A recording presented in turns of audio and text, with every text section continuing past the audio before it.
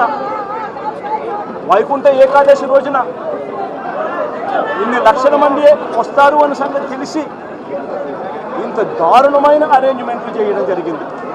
దీంట్లో బాధ్యులు ఒక టీటీడీ ఒకటే కాదు, TTD, entire SP, police department, collector, entire revenue department, వీళ్ళందరూ కూడా దీంట్లో భాగస్వామే, ఇంక్లూడింగ్ చంద్రబాబు నాయుడు గారు. చంద్రబాబు నాయుడు గారు సొంత జిల్లా అన్న సంగతి తెలుసు.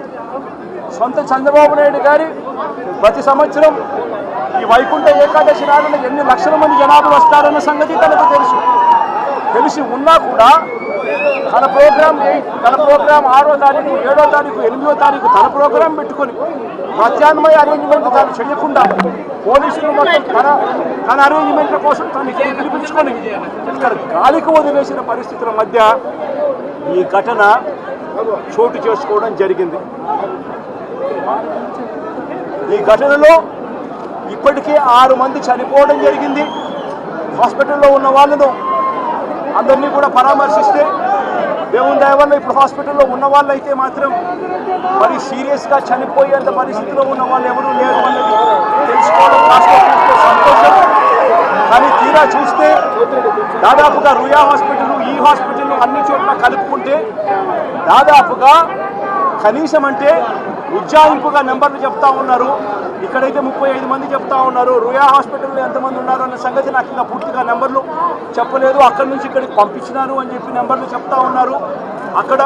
ఇక్కడ 2 చనిపోయినారు, రుయా హాస్పిటల్లో 4 చనిపోయినారు అన్న ఇన్ఫర్మేషన్ ఉంది.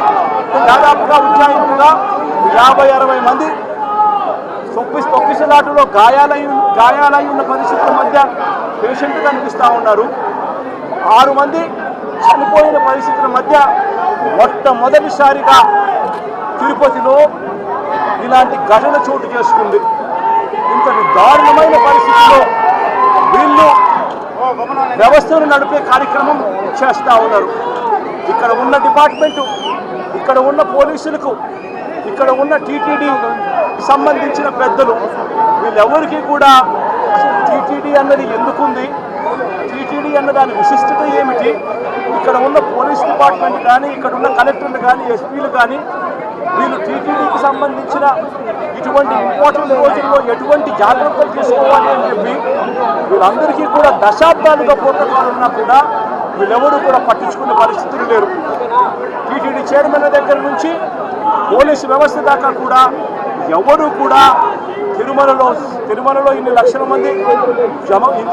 మంది వస్తూ ఉన్న నేపథ్యంలో వాళ్ళకి ఏ రకమైన సెక్యూరిటీ కల్పించాలి, వారికి ఏ రకమైన వసతులు కల్పించాలి అన్న ఆలోచన ఎవ్వరికీ లేదు. కనీసం ఆ కౌంటర్లలో నిలబడి ఉన్న ప్రజలకు ఆ పార్కుల్లో ఇక్కడ ఉన్న వాళ్ళని పేషెంట్లను అడిగితే అన్న 9 గంటలకు వచ్చినామన్న ఆ పార్కులో అన్నే ఉన్నాము, పార్కులో పెట్టారు, కనీసం నీళ్లు కూడా ఇవ్వలేదన్న అని చెప్తున్నారు.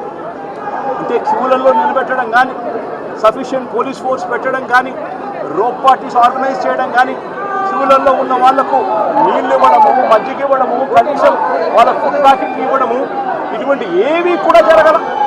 కనీసం వీళ్ళు మనుషులుగా ఉన్నారు అని పట్టించుకున్న పరిస్థితి కూడా ఎక్కడా లేదు. గాలికి వదిలేశారు నిర్లక్ష్యంగా. ఇదే 5 సంవత్సరాల కిందట మా ప్రభుత్వంలో 5 సంవత్సరాలు చూస్తే ఇటువంటి కార్యక్రమాలను ఎంత గొప్పగా చేశాము అని చెప్పి ఈ రోజు కూడా ప్రజలు చెప్పుకునేంత గొప్పగా ఈ వ్యవస్థ నడిచింది. అలాంటిది ఈరోజు చూస్తే కనీసం నీళ్ళు ఇచ్చేవాళ్ళు లేరు, క్యూలలో నిలబెట్టేవాళ్ళు లేరు, పోలీసులు కనీసం రోప్ పార్టీలు అక్కడ ఉండి జాగ్రత్తగా క్యూలలో పర్యవేక్షించే వాళ్ళు లేరు, కనీసం క్యూలలో ఉన్న వాళ్ళకు తిండి నీళ్లు ఇచ్చే పరిస్థితి కూడా లేని పరిస్థితిలో ఈ వ్యవస్థ నడుస్తూ ఉంది.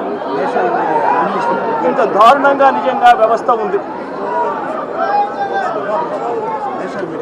ఇదే పెద్ద మంచి చంద్రబాబు నాయుడు గారిని నేను గట్టిగా డిమాండ్ చేస్తూ ఉన్నా. ఇది ప్రభుత్వం చేసిన తప్పు. ప్రభుత్వం తప్పిదం వల్ల ఈ ఇన్సిడెంట్ జరిగింది. ప్రభుత్వం పూర్తిగా బాధ్యత తీసుకోవాలి.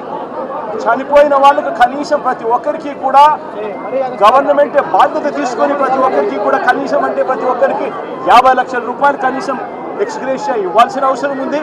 అదేవిధంగా ఇక్కడ పేషెంట్లుగా ఉన్న వాళ్ళందరికీ కూడా ప్రభుత్వం తప్పడం వల్ల వీళ్ళంతా కూడా పేషెంట్లు అయ్యారు కాబట్టి వాళ్ళందరికీ కూడా ప్రభుత్వం తప్పిదంగా ఒప్పుకుంటూ వాళ్ళందరికీ కూడా ఉచితంగా వైద్యం ఇప్పించడమే కాకుండా ఇంటికి పంపించేటప్పుడు వాళ్ళందరికీ కనీసం 5 లక్షల రూపాయలు డబ్బులు ఇచ్చి ప్రతి ఒక్కరిని కూడా పంపించాల్సిన బాధ్యత కూడా ప్రభుత్వం మీద ప్రభుత్వానికి డిమాండ్ చేస్తూ ఉన్నాం.